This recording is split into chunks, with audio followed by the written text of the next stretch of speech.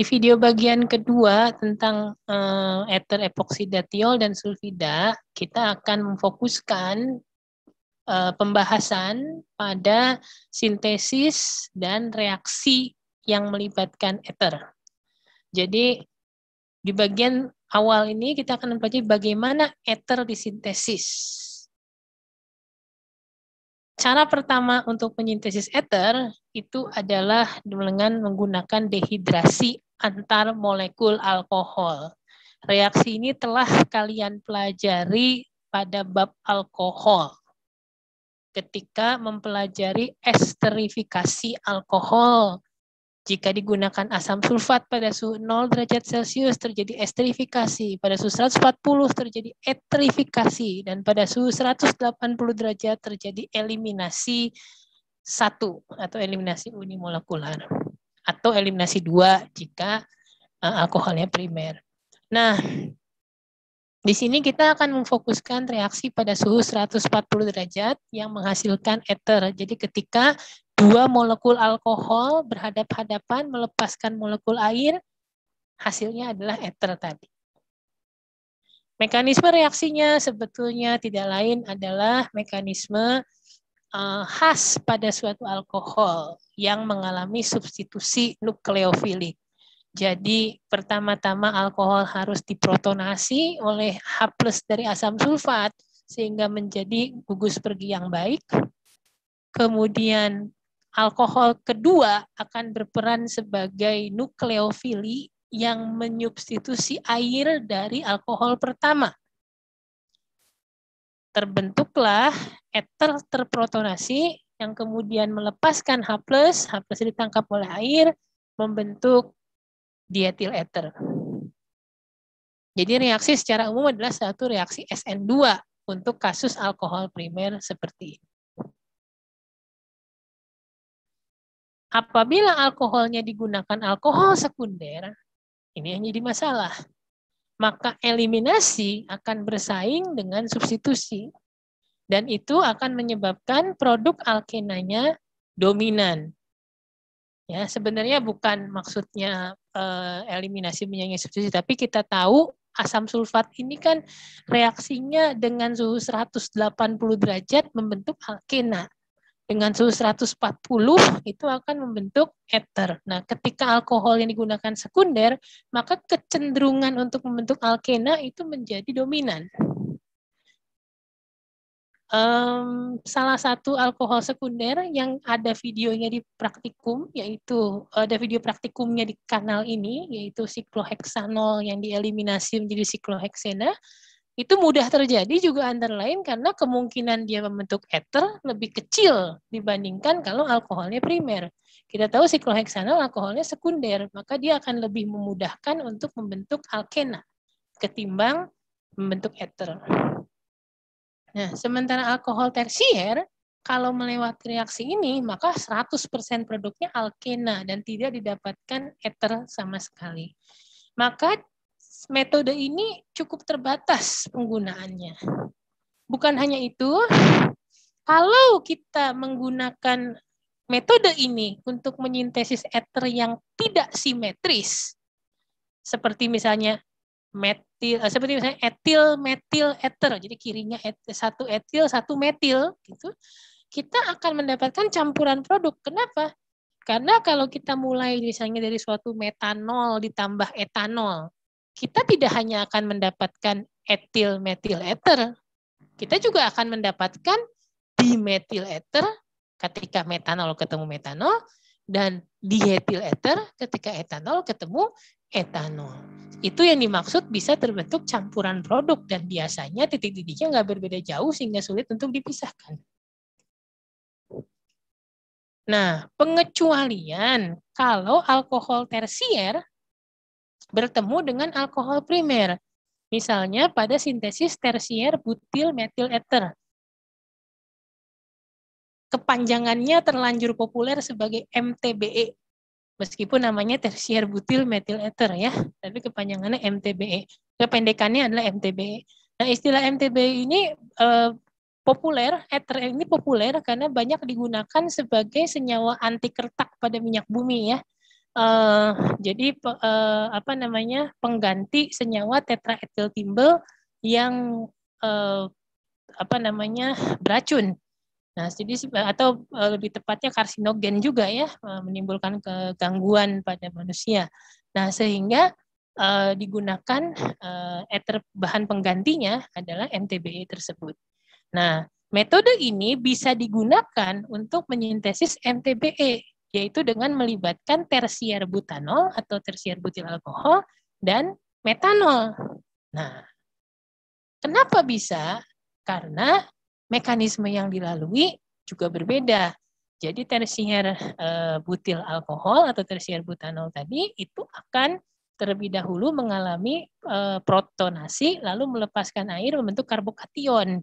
Karbokationnya kemudian akan bereaksi dengan metanol membentuk produk ether taksimetrik yang tidak bercampur dengan produk-produk ether simetriknya. Karena pembentukan tersier butil dengan tersier butil juga dihindari karena apa, sudah berupa karbokation, dan yang kedua karena karbokation terbentuk begitu cepatnya, maka mencegah terjadinya juga metanol bertemu dengan metanol, sehingga MTBE itu bisa dihasilkan dengan rendemen yang cukup tinggi, berbeda dengan ether tidak simetris lainnya yang sulit dibuat dengan cara ini. Lalu bagaimana jika kita tidak memenuhi persyaratan ethernya untuk disintesis dengan dehidrasi antar molekul? Tadi syaratnya adalah sintesis ether simetris dari alkohol primer, atau khusus MTBE, yaitu kalau alkohol tersier ketemu alkohol primer. Nah, jika tidak memenuhi kriteria tersebut, maka kita menggunakan cara kedua, yaitu sintesis ether Williamson. Nah, metode sintesis ether Williamson itu diawali dengan membasahkan alkohol. Kalian sudah mempelajari bahwa alkohol sebagai asam lemah pada video sebelum ini, pada bab sebelumnya. Dan di situ Anda mengenal bahwa salah satunya alkohol dapat dibasahkan oleh logam alkali. Di sini kita lambangkan dengan M. Bisa litium, bisa natrium, bisa kalium. Nah, sehingga hidrogen di sini akan dilepaskan membentuk alkoksida atau garam logam alkanolat. Nah, ditambah dengan gas hidrogen. Dengan demikian, nukleofili alkohol yang lemah diubah menjadi nukleofili alkoksida atau alkanolat yang kuat. Nah, sehingga ion alkanolat ini kemudian dapat melakukan reaksi SN2 pada suatu senyawa, bisa alkil halida, bisa alkil sulfonat, bisa dialkil sulfat, yang intinya adalah L-nya merupakan gugus pergi yang baik. Nah, sehingga membentuk ether dan garam natrium dengan gugus pergi yang dilepaskan tadi. Nah, inilah sintesis ether Williamson yang pertama-tama kali digunakan, yaitu menggunakan logam alkali. Karena zaman dulu penggunaan logam natrium atau kalium itu cukup punya andil besar pada perkembangan reaksi-reaksi kimia. Nah, dalam perkembangannya ditemukan basa lain yang lebih praktis atau lebih mudah digunakan ketimbang natrium. Nah, salah satu basa yang populer penggunaannya untuk keperluan Williamson itu adalah basa natrium hidrida. Nah, contohnya di sini. Nah, itu yang pertama. Jadi, makanya Anda lihat di sini menggunakan siklopentanol, tapi tidak menggunakan logam LiNaK, tapi menggunakan NaH dalam THF, natrium hidrida. Nah, kalian sudah mengenal basa-basa apa saja yang bisa dipakai untuk menggaramkan alkohol sebagai asam tadi ya. Di bab alkohol yang lalu Anda bisa gunakan Grignard, Anda bisa gunakan sodamida. Nah, tapi yang paling banyak digunakan dan karena praktis itu adalah natrium hidrida. Ya, itu. Nah, hal lain yang harus diperhatikan adalah bahwa reaksi kedua ini merupakan reaksi SN2. Karena reaksi ini merupakan reaksi SN2, maka punya syarat-syarat atau pembatasan untuk suatu reaksi SN2. Antara lain, bahwa R aksen L di sini, R aksennya itu harus sederhana. Kalian sudah belajar bahwa pada alkil halida, SN2 itu mudah terjadi pada alkil halida kalau R-nya sederhana kan. Kalau tersier akan SN1, tidak melalui SN2. Sekunder masih bisa SN2, tapi kalau primer atau metil, dia akan sangat cepat melakukan reaksi SN2. Nah, oleh sebab itu, kita harus menaati kriteria reaksi SN2 tersebut, yaitu bahwa kalau ada ether tidak simetris, maka R yang lebih sederhana, dalam ini R-aksen misalnya yang lebih sederhana, itu harus menjadi bagian dari alkil halida atau dari alkil sulfonat atau dialkil sulfatnya. Misalkan di contoh ini kita mau menyintesis senyawa metoksi siklopentana di sini. Metoksi siklopentana. Nah, maka yang lebih sederhana R-nya adalah metil. Sementara siklo ini punya 5 karbon, siklopentil. Dia lebih rumit. Maka dari itu, CH3 ini menjadi komponen alkil halidanya. Dalam hal ini CH3I. Sementara siklopentana dan oksigen itu menjadi si alkanolatnya yang dibuat dari alkoholnya direaksi dengan suatu basa. Anda tidak kalau terbalik menggunakannya, misalnya ini adalah metanol, membentuk metanolat, lalu yang diserang adalah misalnya siklopentil iodida, maka rendemen yang dihasilkan akan lebih buruk. Kenapa? Karena alkil halida yang dipakai adalah alkil halida sekunder yang lebih sulit untuk menjalani reaksi SN2. Jadi dalam memilih pasangan reaksi yang cocok untuk melakukan Williamson, perhatikan bahwa jika ethernya tidak simetris, maka komponen R yang lebih sederhana itu akan lebih baik jika ditambahkan, jika berasal dari alkil halida, alkil sulfonat, atau dialkil sulfatnya. Seperti di sini, dengan melakukan pendekatan tersebut, rendemennya mencapai 74%. Ini juga contoh lain ketika kita ingin membuat, di sini adalah 1-etoksipropana, maka kita tahu bahwa etil lebih sederhana daripada propil. Maka gunakanlah etil itu sebagai alkil halidanya, dan ini CH3, CH2I. Sementara propil yang rumit itu menjadi basa alkanolat penyerangnya, yaitu CH3, CH2, CH2, O-, Na+. Nah, si basa ini kemudian dibuat dari alkoholnya melalui reaksi dengan basa, dalam hal ini basanya NaH. Maka rendemen ether bisa didapatkan sebesar 70% dengan cara ini. Ya, jadi itu perhatikan bahwa Williamson meliputi 2 tahap. Pertama, pembasaan alkohol. Yang kedua, reaksi SN2, alkanolat yang dihasilkan dengan suatu senyawa dengan gugus pergi yang baik. Alkil halida, alkil sulfonat, atau dialkil sulfat.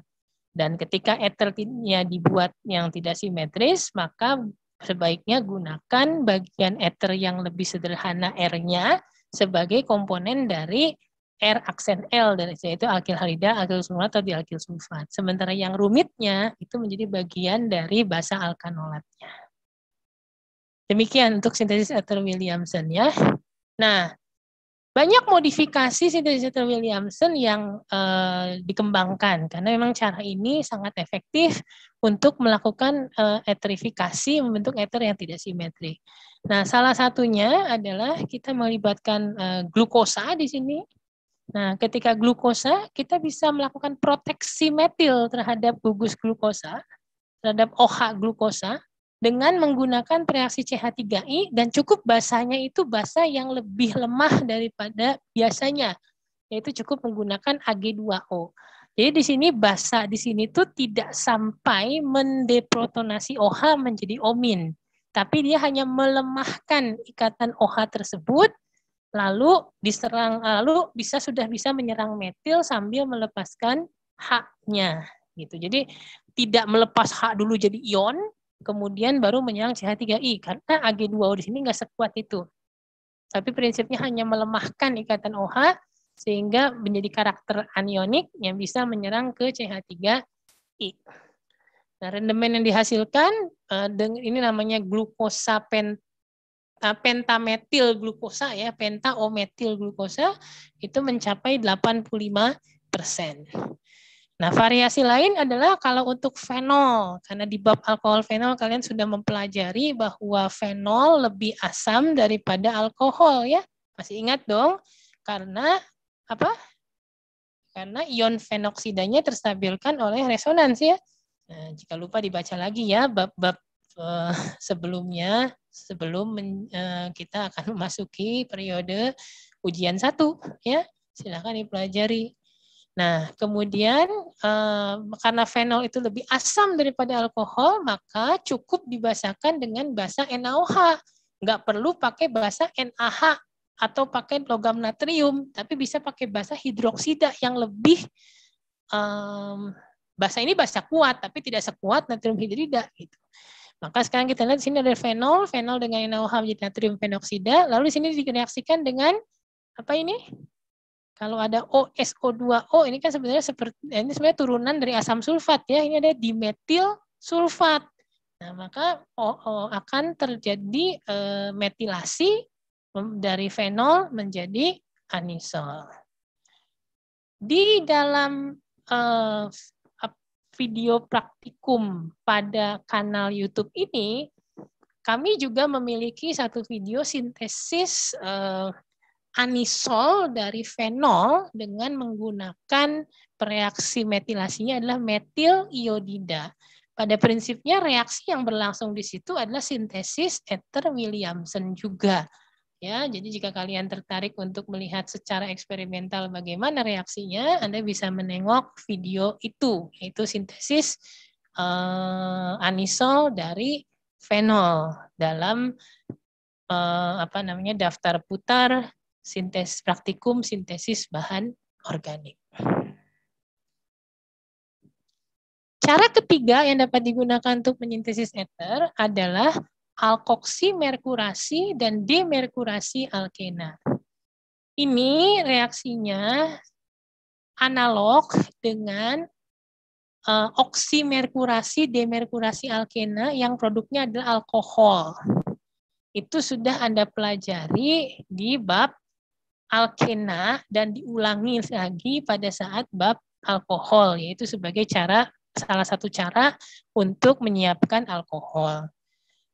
Bedanya kalau pada oksimerkurasi alkena ditambah raksa 2 trifluoroasetat kemudian ditambah air. Sementara kalau pada alkoksimerkurasi air digantikan oleh suatu alkohol yang nanti akan menjadi eternya. Adisinya, alkoksimerkurasinya itu suatu reaksi adisi berlangsung seperti ini. Jadi direaksikan dengan tadi raksa 2 trifluoroasetat, ini alkoholnya adalah metanol, maka terjadi adisi yang ujungnya nanti regioselektif Markov-Nikov. Jadi yang kaya ini yang lebih kaya, alkena yang lebih kaya akan H, nantinya akan menjadi H. Tapi di awal dia akan mengikat raksa trifluoroasetat ini. Nah, sementara bagian yang miskin H, itulah yang diserang oleh metanol, sehingga menjadi OCH3. Yang kemudian apabila dilakukan demerkurasi, yaitu pemutusan reduktif ikatan CHG oleh NaBH4, maka ikatan ini berubah menjadi hidrogen. Jadi yang merah ini menjadi H. Maka dihasilkanlah produk ini yang kalau kita merujuk alkena awalnya, CH3OH mengadisi secara Markov-Nikov. Karena hidrogen masuk ke CH2 yang lebih kaya H, sementara OCH3-nya ke CH yang lebih sedikit H. Rendemennya sangat tinggi, mencapai 97%. Dengan cara ini tentu saja tidak ada masalah alkenanya simetrik atau enggak simetrik ya. Semua akan bisa disintesis dengan cara ini. Nah, ini contoh lain bagaimana ketika kita punya sikloheksena. Ini kan alkena sederhana ya, maka Anda bisa lihat produknya adalah kita bisa gunakan isopropil alkohol di sini, sehingga produknya adalah isopropoksi sikloheksana. ya, dengan rendemen 98%. Itu adalah cara ketiga kita menyintesis ether. Nah, di bagian yang keempat atau cara keempat, kita akan memperkenalkan satu jenis ether yang agak unik, yaitu ether silil. Ya, ether silil digunakan sebagai gugus pelindung pada alkohol. Apa sih gugus pelindung? Misalnya kita punya senyawa ini. Senyawa 3 bromo 1 propanol. Kalau kita mereaksikan senyawa itu dengan pereaksi Grignard, dengan maksud setelahnya pereaksi Grignardnya akan mengadisi etanol, menghasilkan alkohol, menghasilkan diol ini, maka reaksi tidak akan berlangsung sebagaimana yang diinginkan. Kenapa? Karena justru CH2-MgBr yang terbentuk akan menjadi basa kuat, dan bagi basa kuat ini, hidrogen pada OH akan menjadi asam dan akan mengalami deprotonasi. Sehingga produk yang terbentuk malah ini, CH3, CH2, CH2, O-, MgBr+. Bukan produk yang diharapkan ini. Agar kita bisa mendapatkan produk yang diharapkan ini, maka kita perlu melindungi atau memproteksi gugus OH ini selama kita akan melakukan reaksi Grignard tadi. Proteksi tentunya harus menggunakan gugus proteksi atau gugus pelindung yang tahan terhadap kondisi reaksi Grignard yang notabene basah. Dalam hal ini, ether silil memenuhi kriteria tersebut. Karena sebagaimana ether pada umumnya, ether silil itu tahan terhadap basa, tetapi rentan terhadap asam. Maka langkahnya kita bertambah bukan 1 tahap, melainkan menjadi 3 tahap. Di tahap pertama, kita akan memproteksi dulu OH-nya dengan suatu ether silil, dalam hal ini digunakan trimetil silil klorida dalam pelarut trietilamina. Sehingga Si ini akan terikat pada O. Jadi O, Si, CH3 3 kali C, melepaskan HCl, yang HCl itu kemudian ditangkap oleh basa amina, sehingga menjadi garam amonium klorida. Nah, OH kita proteksi menjadi OTMS. OTMS ini kita harapkan memberi perlindungan terhadap kondisi basa yang digunakan selama reaksi Grignard. Sehingga ketika reaksi Grignard kemudian dilakukan, maka reaksi berlangsung tanpa memutus OTMS tersebut.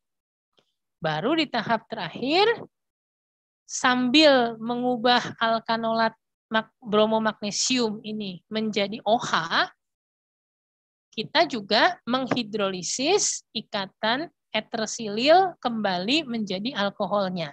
Jadi tahap hidrolisis asam di sini berfungsi ganda. Yang pertama adalah membentuk OH di sini, dan yang kedua juga mengembalikan OTMS di sini menjadi OH.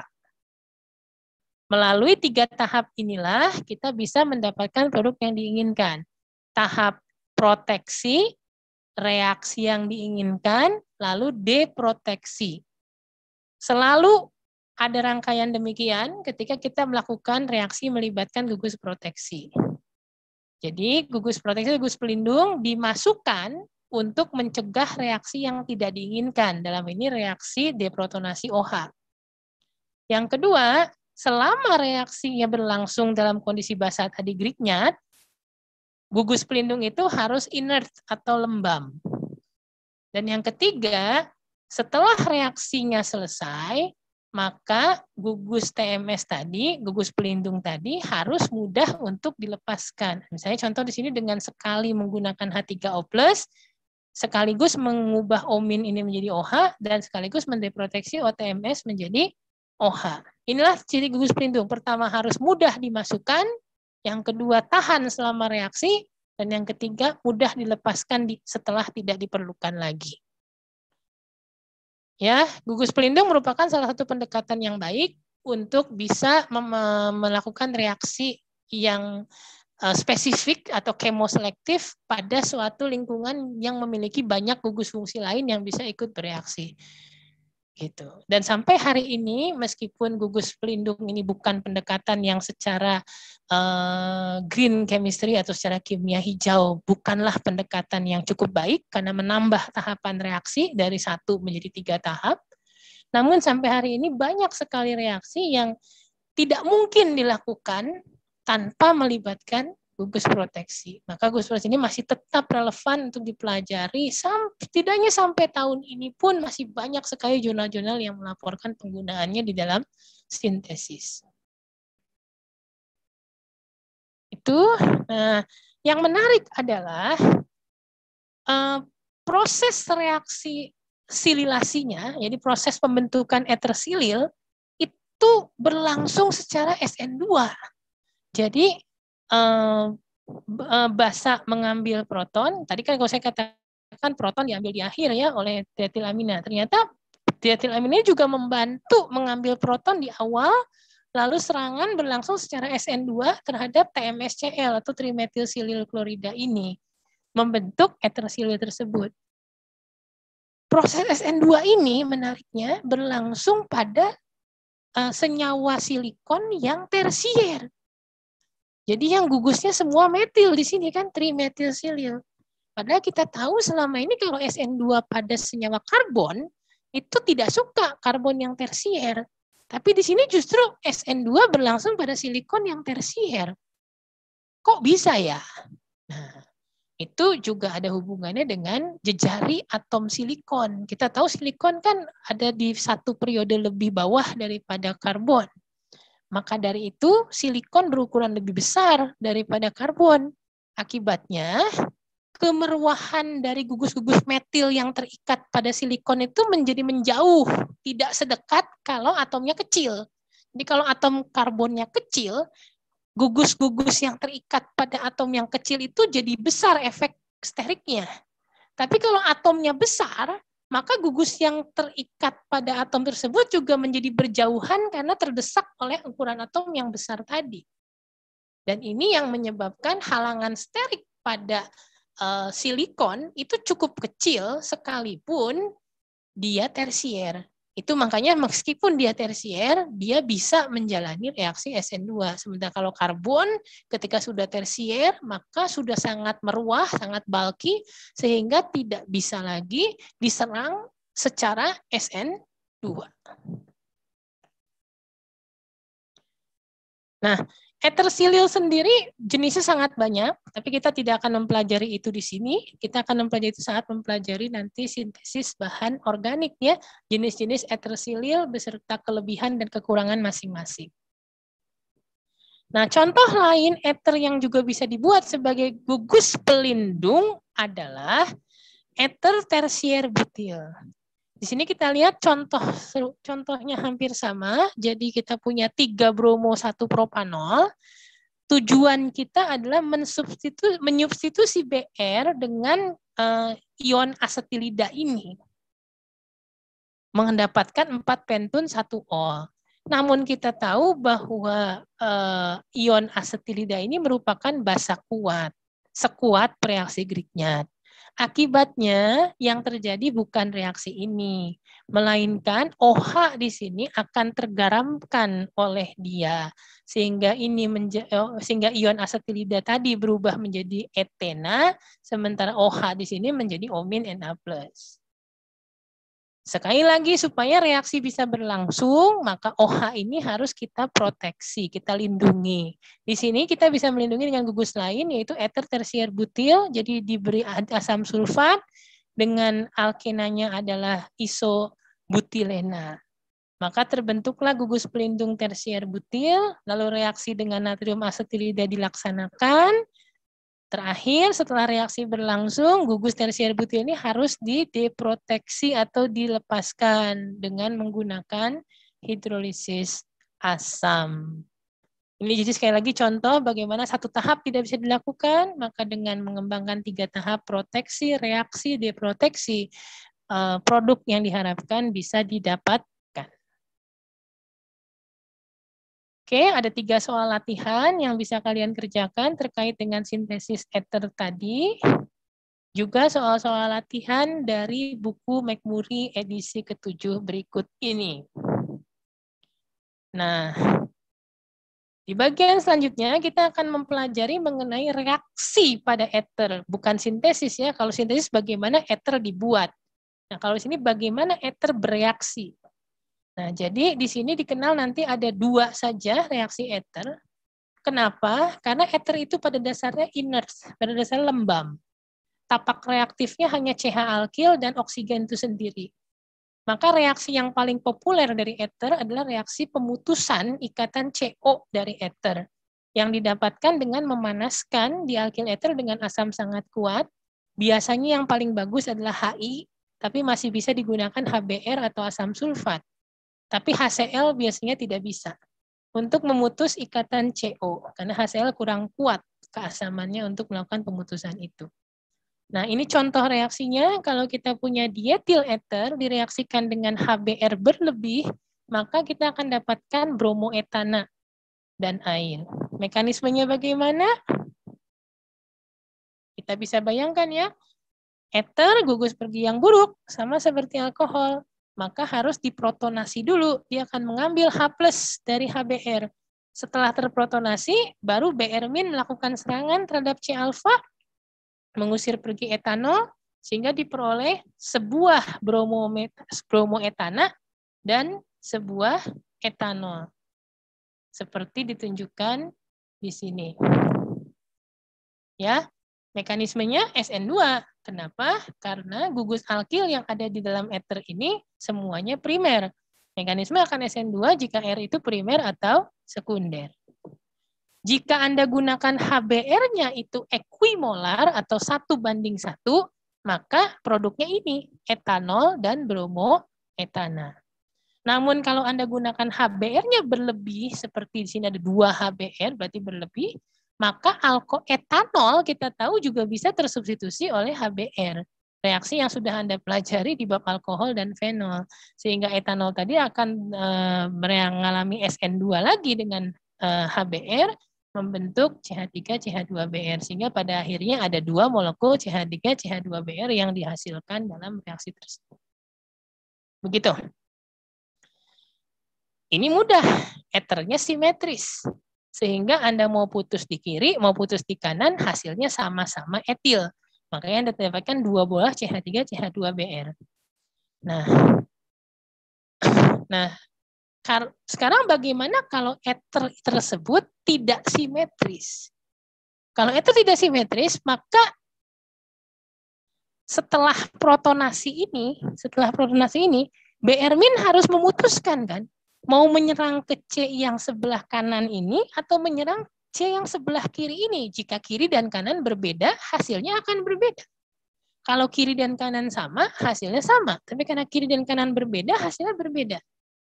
Nah, karena reaksinya SN2 tadi, maka Br- ini akan lebih menyukai serangan pada C yang halangan sterik atau halangan ruangnya lebih kecil. Jadi, kalau sekarang saya punya misalnya ini ethernya, sebelah kanan metil, sebelah kirinya ada paratolil, maka HBr sudah pasti akan memutus di sini.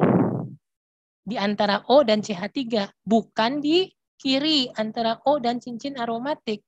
Karena halangan ruang atau halangan sterik di sisi ini dari cincin benzena CH3 ini lebih besar daripada halangan sterik CH3. Maka Br- akan memilih menyerang ke sini, mengusir ini sebagai push pergi. Makanya CH3 akan menempel di Br, sementara H akan menempel di benzena membentuk fenol. Maka produk yang dihasilkan adalah ini. Ya, jadi suatu parakresol dan metil bromida dan bukan sebaliknya. Contoh lainnya, kalau saya punya di kiri ada etil, di kanan ada isopropil, maka HI, imin setelah H ini memprotonasi O, imin akan memilih menyerang ke CH2 yang etil ini, bukan ke CH isopropil. Karena di sini primer, halangan steriknya lebih kecil daripada di sini yang sekunder dalam reaksi SN2. Makanya imin akan terikat ke CH3CH2 menjadi etil iodida. Sementara ini akan membawa serta O di sini tambah H. Jadi isopropanol atau isopropil alkohol. Nah, ketika eternya tidak simetris dan ada kasus demikian, maka kalian tidak boleh tertukar memutuskan mana yang menjadi alkil halida dan mana yang menjadi alkohol. Petunjuk sederhananya, kalau reaksi ini dibalik, kanan ke kiri, jadi ini adalah bahan awal, ini adalah produknya, maka sebetulnya ini mirip dengan bahan-bahan baku dalam sintesis ether Williamson.